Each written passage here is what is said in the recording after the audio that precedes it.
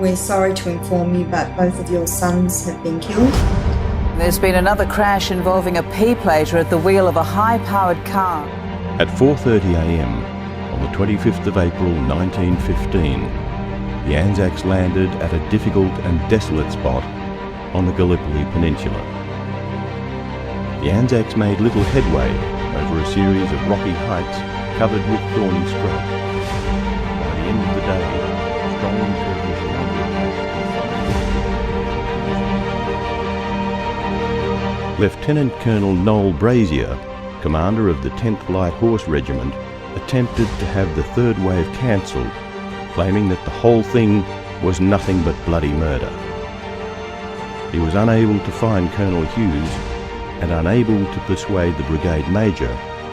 The third wave proceeded. Live from our Sydney headquarters, this is 7 News with Mark Ferguson. Welcome back, and now to one of the most confronting lessons any teenage driver will ever have, so they can hear what it really means when young lives are lost in car accidents. The message is brutal, and it's hard to hear. The first thing we had to do was to remove the body of the 16-year-old boy. But this just could be the most important lesson these Year 11 students will ever learn. This is road safety in the raw from an organisation called Roadwise. But the toughest words came from an unassuming mother, Roadwise founder Michelle Davis. I've already buried 2 teenage sons to a motor vehicle crash. Michelle has launched a YouTube video for the 10th anniversary. In just a few weeks, the video's been watched thousands of times in more than 50 countries.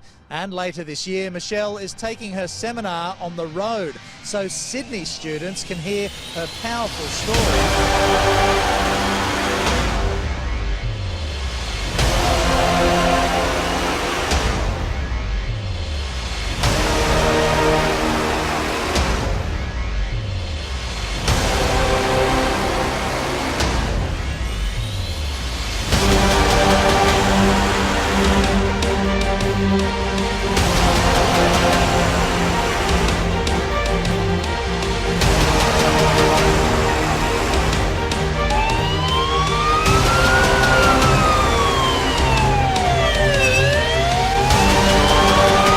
For the first time ever, ku-ring-gai Creative Arts High School invites Kalara, St Ives, Chatswood and Turramurra High School to enter Shoot It 2013. Shoot It 2014. Shoot It 2015. Film your own instant classic.